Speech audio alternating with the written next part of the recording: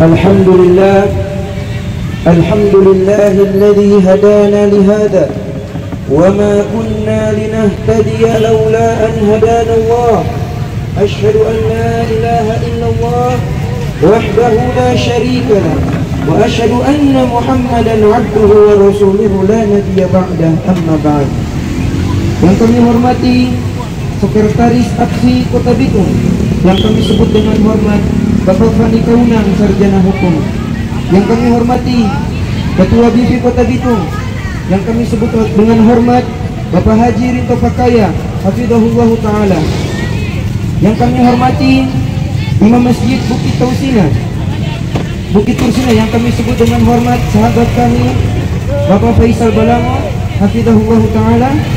Yang kami hormati Sekretaris Badan Takmirul Masjid Agung Nurul Huda Kota Bitung, yang kami sebut dengan hormat Bapak Abdul Karim Dama, hafizahullah ta'ala, serta bapak-bapak, ibu-ibu, kaum muslimin wal muslimat dimanapun berada.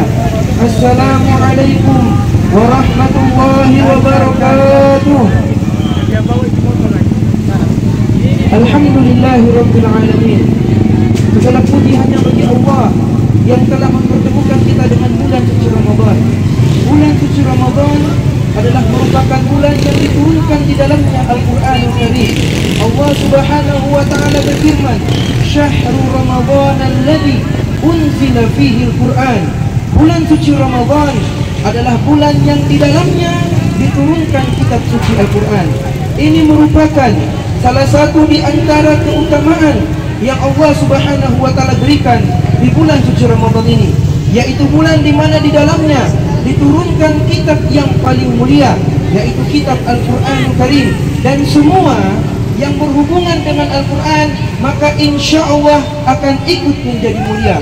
Allah Subhanahu wa ta'ala menurunkan kitab suci Al-Quran yang mulia melalui perantara malaikat yang paling mulia, yaitu malaikat Jibril alaihissalam. Diturunkan kepada Nabi yang paling mulia, yaitu Nabi Muhammad sallallahu alaihi wasallam.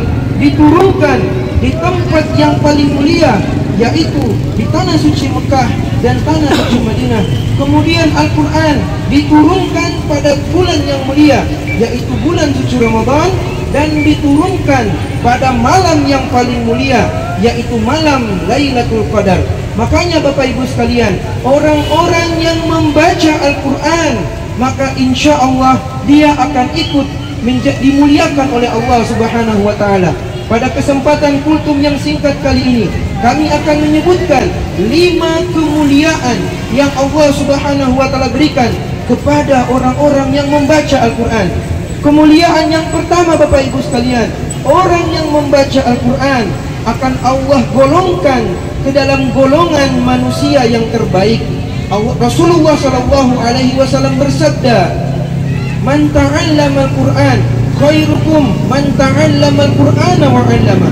Sebaik-baik manusia, kata Rasulullah, adalah orang yang mengajarkan Al-Qur'an dan orang-orang yang membaca Al-Qur'an.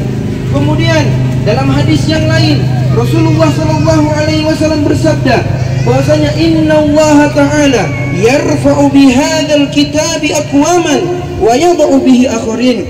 Allah Subhanahu wa ta'ala akan mengangkat derajat suatu kaum, akan memuliakan suatu kaum selama kaum tersebut senantiasa bersama dengan Al-Quran, dan kaum yang lain akan dihinakan oleh Allah ketika mereka mulai meninggalkan Al-Quran.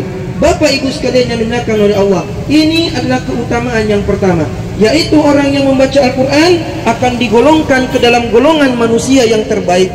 Kemudian kemuliaan yang kedua yang Allah Subhanahu wa ta'ala berikan kepada orang-orang yang membaca Al-Quran adalah Allah akan mengumpulkan dia bersama dengan malaikat yang mulia. Rasulullah sallallahu alaihi wasallam bersabda, "Al-mahiru bil Quran ma'as safaratil kiramil bararah." Orang-orang yang mahir dalam membaca Al-Quran maka Allah akan mengumpulkan dia bersama dengan para malaikat yang mulia. Kemudian kemuliaan yang ketiga yang Allah berikan kepada orang-orang yang membaca Al-Quran adalah Al-Quran akan menjadi syafaat baginya di hari kiamat kelak. Rasulullah sallallahu alaihi wasallam bersabda, "Iqra'ul Quran fa innahu ya'ti yaumal qiyamah syafi'an li ashabihi. Bacalah Al-Quran, kata Rasulullah, karena sesungguhnya Al-Quran itu akan menjadi syafaat, akan menjadi pembela, akan menjadi penolong bagi orang-orang yang membacanya sewaktu di dunia.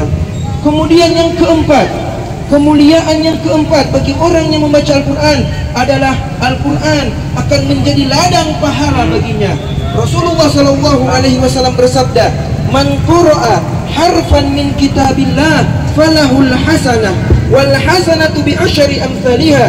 Barang siapa yang membaca satu huruf saja dari Al-Quran, maka dia akan mendapatkan satu kebaikan, wal hasanatu bi asyri amsalihha, dan satu kebaikan itu akan dilipat gandakan oleh Allah sampai 10 kali lipat. Wala aqulu alif lam mim harfun, dan saya tidak mengatakan alif lam mim adalah satu huruf, akan tetapi alif adalah satu huruf, lam adalah satu huruf, dan mim adalah satu huruf. Oleh karenanya hadirin jamaah sekalian, barang siapa yang membaca Al-Quran, maka pahalanya akan dilipat gandakan oleh Allah Subhanahu wa ta'ala. Sekedar kita hanya membaca alif lam mim, kita telah mendapatkan 30 kebaikan yang akan dilipat gandakan di sisi Allah Subhanahu wa ta'ala. Kemudian yang terakhir, keutamaan yang kelima di antara kemuliaan yang Allah berikan kepada orang yang membaca Al-Quran adalah orang yang membaca Al-Quran, kedua orang tuanya akan dimuliakan oleh Allah di hari kiamat kelak. Rasulullah SAW bersabda, "Man qara'a al-Qur'an wa 'amila bima fihi albasallahu walidahu tajan yaumal qiyamah dawuhu ahsanu min dawi syamsi fi buyutid dunya law kana fikum fama dhannukum billadhi 'amila bihadza." Rasulullah SAW bersabda, barang siapa yang membaca Al-Quran kemudian dia mengamalkan apa saja yang ada di dalamnya, maka Allah Subhanahu wa ta'ala akan memberikan kepada kedua orang tuanya mahkota di hari kiamat kelak. Allah akan memuliakan kedua orang tuanya di hari kiamat kelak, yang mana hadirin jamaah sekalian, mahkota tersebut cahayanya lebih terang dibandingkan dengan cahaya matahari sewaktu di dunia. Sampai-sampai orang tuanya menjadi heran, orang tuanya menjadi bingung. Kemudian dia bertanya, "Ya Rabbi, bima albastani bihada?" "Ya Rabbi, wahai Tuhanku, kenapa saya mendapatkan kemuliaan seperti ini?" Maka Allah Subhanahu wa ta'ala menjawab bahwasanya kemuliaan tersebut dia dapatkan disebabkan anak-anaknya membaca Al-Quran sewaktu di dunia. Ini Bapak Ibu sekalian, 5 kemuliaan yang Allah berikan pada orang-orang yang membaca Al-Quran. Yang pertama akan digolongkan ke dalam golongan manusia yang terbaik. Yang kedua akan dikumpulkan bersama dengan para malaikat yang mulia. Yang ketiga adalah akan diberikan syafaat baginya di hari kiamat kelak. Yang keempat sebagai ladang pahala baginya. Dan yang kelima, orang tuanya akan dimuliakan oleh Allah di hari kiamat kelak. Demikian 5 kemuliaan yang Allah berikan kepada orang-orang yang membaca Al-Quran. Semoga kita semua termasuk orang-orang yang mendapatkan kemuliaan tersebut.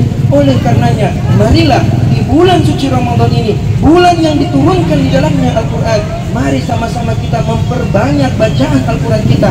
Dan semoga Allah Subhanahu wa ta'ala menanamkan di dalam hati-hati kita kecintaan terhadap Al-Quran. Karena barang siapa yang cinta kepada Allah, maka dia akan cinta kepada Al-Quran. Dan barang siapa yang cinta kepada Allah, maka Allah pun akan mencintainya. Dan barang siapa yang dicintai oleh Allah, maka akan dimudahkan segala urusannya di dunia dan di akhirat. Demikian yang dapat kami sampaikan.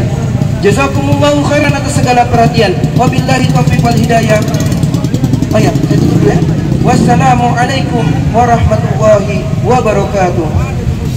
Bapak Ibu sekalian akan oleh Allah Subhanahu wa ta'ala, mari ya sama-sama kita doakan ya saudara-saudara kita yang sekarang ditimpa musibah di kota Gorontalo ya, musibah banjir ya.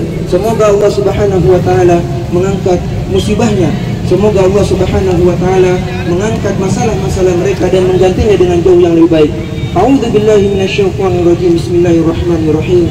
Alhamdulillahi rabbil alamin. Hamdan syakirin, hamdan na'imin, hamdan yuwafi ni'amahu wa yukafi mazidah. Ya rabbal alamin. Allahumma ighfir lana wa li ikhwanina alladhina sabaquna bil iman wa la taj'al fi qulubina ghillan lil ladzina amanu rabbana innaka ra'ufur rahim. Ya Allah, ya Tuhan kami, sesungguhnya Engkaulah yang maha kuasa, Engkaulah yang mengangkat segala musibah-musibah hamba-hambamu.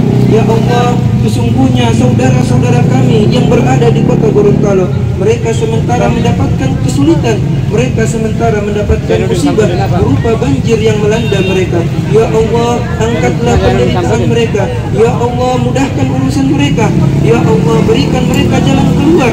Berikan mereka, ya Allah, jalan keluar dari segala musibah yang ada pada mereka. Ya Allah, sesungguhnya hanya kepadamu-Lah kami menyembah dan hanya kepadamu-Lah kami meminta. Ya Rabbana, lakal hamdu kama yanbaghi lil jalali wajhikal karim wa 'azimi sultanik. Rabbana ighfir lana wa li walidina warhamhum kama rabbawna shighara wa li jami'il muslimina wal muslimat wal mu'minina wal mu'minat al ahya'i minhum wal amwat. Rabbana ighfir lana, Rabbana atina fid dunya hasanah wa fil akhirati hasanah wa qina adzabannar. Walhamdulillahi rabbil alamin.